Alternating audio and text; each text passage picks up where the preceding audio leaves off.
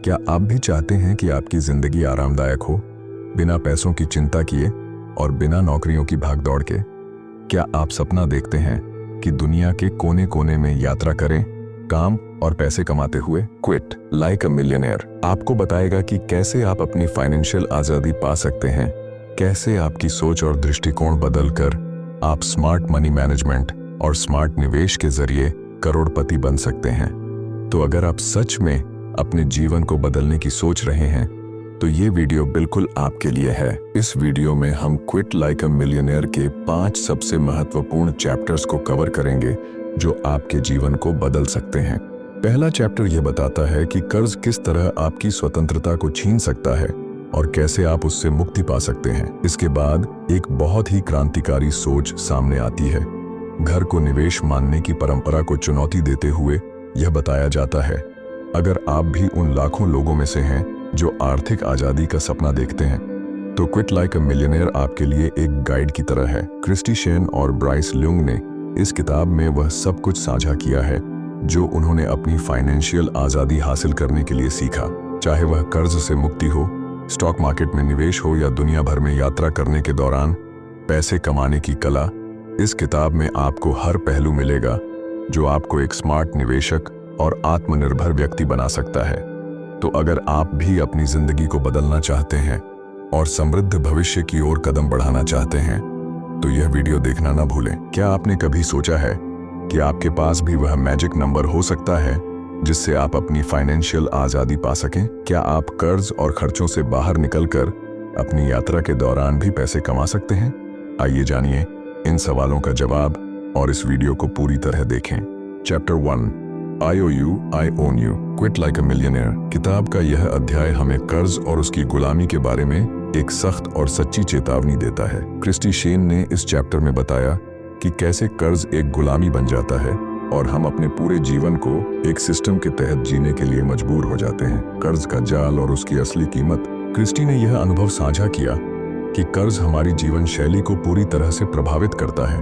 वह बताती है कि कर्ज, खासकर क्रेडिट कार्ड लोन और हाउसिंग लोन, हमें मानसिक और भावनात्मक रूप से भी प्रभावित करते हैं। जब आपके पास IOU मैं आपको कर्ज देता हूं होता है तो इसका मतलब यह है कि आपने अपनी स्वतंत्रता को किसी और के हाथ में सौंप दिया है। IOU का मतलब केवल पैसे की बात नहीं करता, बल्कि यह भी कहता है कि आप किसी के गुलाम बन चुके हैं।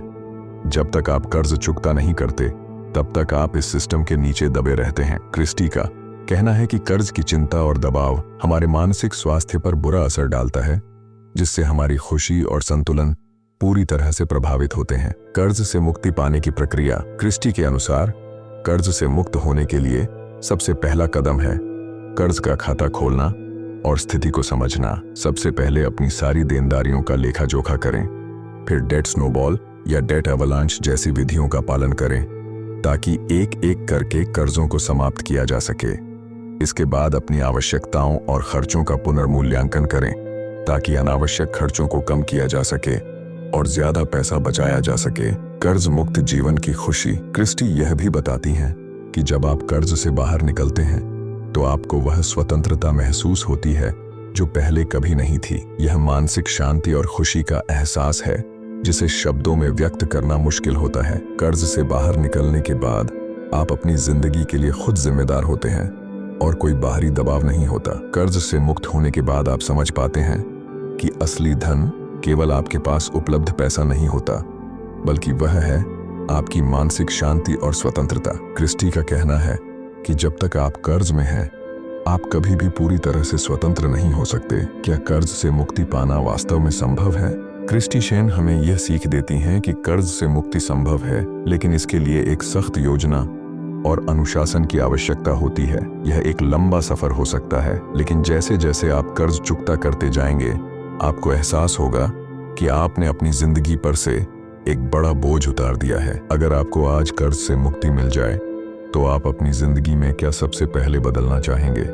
क्या कर्ज से निकलने के बाद आपकी खुशी और मानसिक शांति में कोई बड़ा बदलाव आएगा? Chapter 2 your house is not an investment quit like a millionaire किताब का यह चैप्टर क्रिस्टी शेन का एक बहुत ही महत्वपूर्ण और विचारणीय दृष्टिकोण पेश करता है। इस अध्याय में वह घर को निवेश के रूप में देखने की सामान्य सोच को चुनौती देती हैं। ज्यादातर लोग मानते हैं कि घर खरीदना एक शानदार निवेश है, लेकिन क्रिस्टी इसे वास्तव में निवेश नहीं मानती। घर को निवेश क्यों नहीं मानना चाहिए? क्रिस्टी कहती हैं कि घर को एक लायबिलिटी, जिम्मेदारी माना जाना चाहिए, न कि एक एसेट, संपत्ति। इसका मुख्य कारण यह है कि घर पर आपको नियमित रूप से खर्च करने होते हैं, जैसे कि ब्याज, टैक्स, रखरखाव और अन्य शुल्क। इन खर्चों के कारण घर आमतौर पर आपकी संपत्ति को बढ़ाने के बजाय आपका पैसा खींचता है। घर का मूल्य भी हमेशा बढ़ेगा, यह गारंटी नहीं है। खासकर अगर आप एक बड़े शहर में घर खरीद रहे हैं तो आपको पता नहीं होता कि भविष्य में बाजार कैसे बदल सकता है। क्रिस्टी का मानना है कि घर खरीदने के बजाय हमें निवेश में पैसे लगाना चाहिए जो हमें समय के साथ बढ़ता हुआ रिटर्न दे। घर खरीदने के नुकसान। घर खरीदने के पीछे जो कारण दिया जाता है वह यह होता है कि यह रिटायरमेंट के लिए एक अच्छी सुरक्षा हो सकता है। हालांकि क्रिस्टी के अनुसार घर की कीमत हमेशा सही समय पर बढ़ने की गारंटी नहीं होती और इससे आपको केवल सांसारिक खर्च ही मिलते हैं, जैसे कि रखरखाव और कर्ज की अदायगी। क्या करना चाहिए? क्रिस्टी हमें सलाह देती हैं कि अगर हम आर्थिक स्वतंत्रता चाहते हैं तो घर खरीदने के बजाय हमें अपने पैसे को दूसरे निवेशों में लगाना चाहिए, जैसे कि स्टॉक्स, बॉन्ड्स या रियल एस्टेट में अन्य विकल्प जो अधिक रिटर्न दे सकते हैं। क्रिस्टी का यह चैप्टर हमें यह सिखाता है कि घर केवल एक आवासीय जरूरत है, न कि एक वित्तीय निवेश। घर का मूल्य बढ़ सकता है, लेकिन इसकी तुलना में बाजार में निवेश करने से ज्यादा फायदे हो सकते हैं।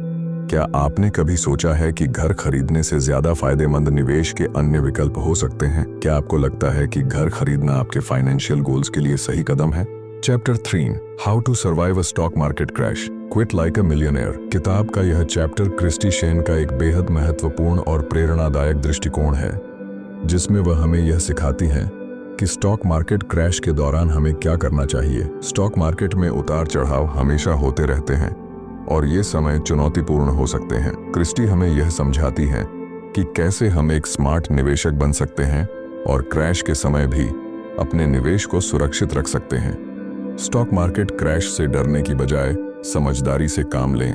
क्रिस्टी कहती हैं कि सबसे पहले तो डर को अपनी सोच पर हावी न होने दें। जब स्टॉक मार्केट गिरता है तो बहुत से लोग घबराकर अपने स्टॉक्स बेच देते हैं, लेकिन यह एक गलती है। अगर आपने निवेश के समय लंबी अवधि के लिए योजना बनाई है तो क्रैश के दौरान डरने की बजाय आपको समझदारी से काम लेना चाहिए। क्रिस्टी की सलाह है कि इन्वेस्टमेंट पोर्टफोलियो को डाइवर्सिफाई करना बहुत जरूरी है।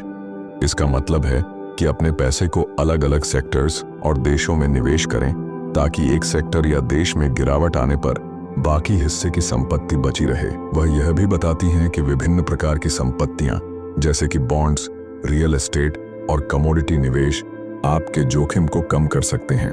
कम रिटर्न को भी सकारात्मक रूप में देखें। क्रिस्टी के अनुसार जब बाजार गिरता है तो यह भी एक अवसर हो सकता है, क्योंकि आपको अपनी पसंदीदा कंपनियों के शेयर सस्ते दामों पर मिल सकते हैं। अगर आप लंबे समय तक निवेश करने के लिए तैयार हैं तो यह एक अच्छे रिटर्न का अवसर बन सकता है। वह कहती हैं कि लंबी अवधि के लिए निवेश करना ही सही तरीका है, क्योंकि समय के साथ बाजार हमेशा ऊपर की ओर बढ़ता है। स्मार्ट निवेशक बने, अपने पोर्टफोलियो को फिर से जांचें।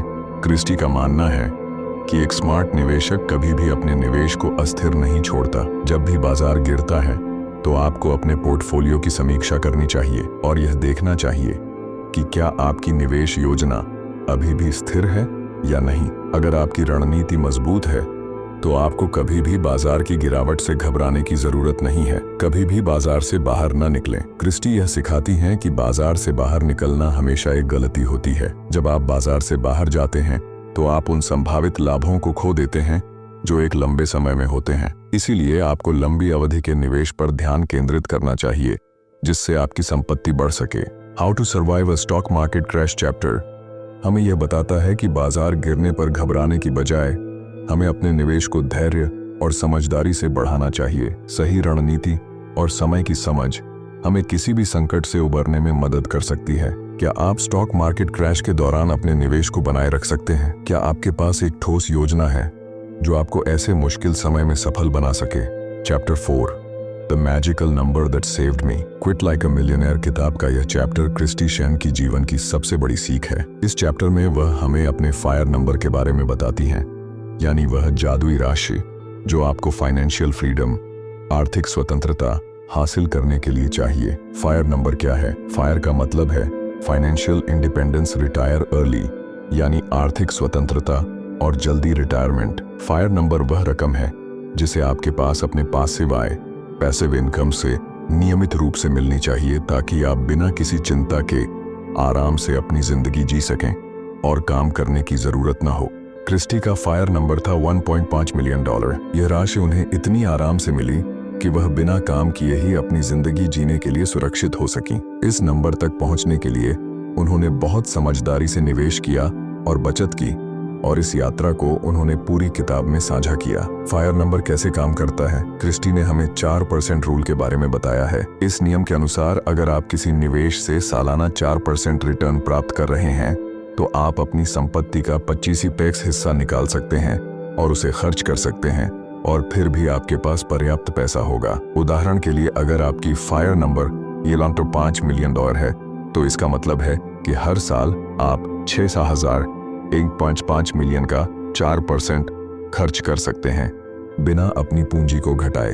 यह तरीका बहुत प्रभावी है क्योंकि निवेश से जो 4% रिटर्न मिलेगा वह आपके सालाना खर्चों के लिए पर्याप्त होगा और आपकी पूंजी बनी रहेगी। फायर नंबर के अनुसार जितना ज्यादा आपका निवेश बढ़ेगा उतना कम आपको काम करना पड़ेगा।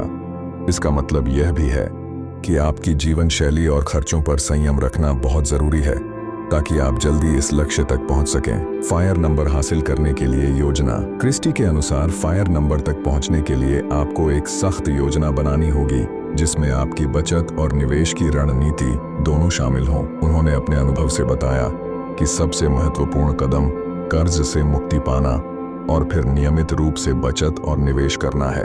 उनकी सलाह है कि आप अपनी पूरी कमाई का एक हिस्सा, चाहे वह 30% हो या 50%, बचत और निवेश के लिए अलग कर लें। इसके लिए आपको स्मार्ट इन्वेस्टिंग करनी होगी, जैसे कि स्टॉक्स, रियल एस्टेट या अन्य दीर्घकालिक निवेश, ताकि आपके पैसे बढ़ सकें। क्या हमें फायर नंबर की ओर बढ़ना चाहिए? क्रिस्टी शेन हमें यह नहीं कहती कि हम सबको फायर नंबर तक पहुंचने की कोशिश करनी चाहिए, बल्कि वह कहती हैं कि यह एक विकल्प है, एक लक्ष्य है जिसे प्राप्त करना हमारे हाथ में है। यह उन लोगों के लिए एक आदर्श है जो अपने जीवन में स्वतंत्रता और शांति चाहते हैं। फायर नंबर की ओर बढ़ने का मतलब केवल पैसा जमा करना नहीं, बल्कि एक ऐसा जीवन जीने का तरीका है जिसमें आप अपनी पसंद के काम कर सकें और किसी के लिए भी काम करने की मजबूरी ना हो। अगर आज आपके पास फायर नंबर के लिए पैसा हो तो आप सबसे पहले कौन सी चीज करेंगे जो आपने अब तक सिर्फ सपने में देखी है? क्या वो सपना सिर्फ पैसे पर निर्भर था या आपकी स्वतंत्रता पर?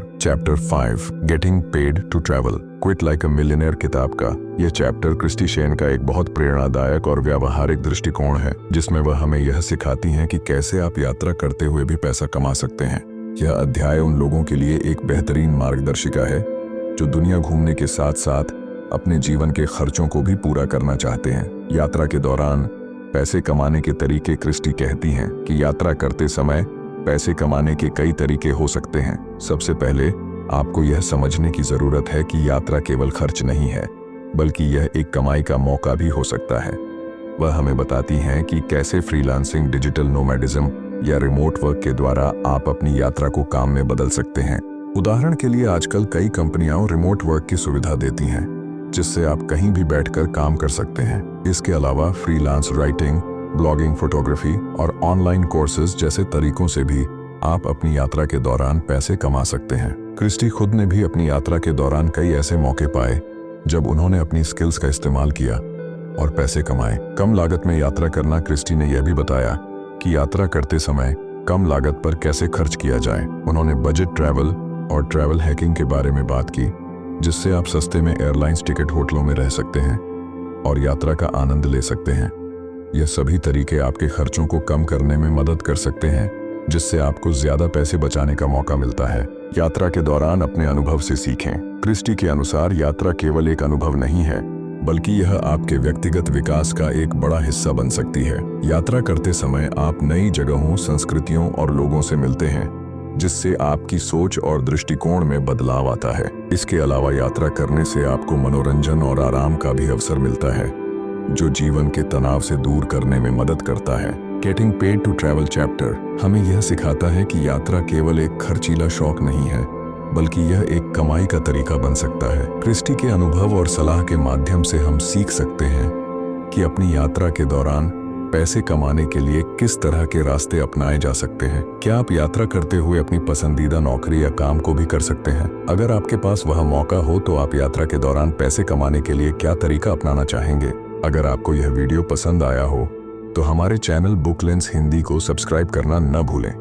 यहाँ आपको मिलेंगे और भी शानदार किताबों के सारांश, वित्तीय स्वतंत्रता और आत्मविकास पर आधारित वीडियो। अगर आपने अभी तक इस वीडियो को पूरा नहीं देखा तो अभी देखें और जानें अपने जीवन को कैसे बदल सकते हैं। हमें अपनी राय कमेंट्स में जरूर बताएं और इस वीडियो को अपने दोस्तों के साथ शेयर करें। साथ ही बेल आइकन दबाना न भूलें ताकि आपको हमारे नए वीडियो की जानकारी सबसे पहले मिल सके।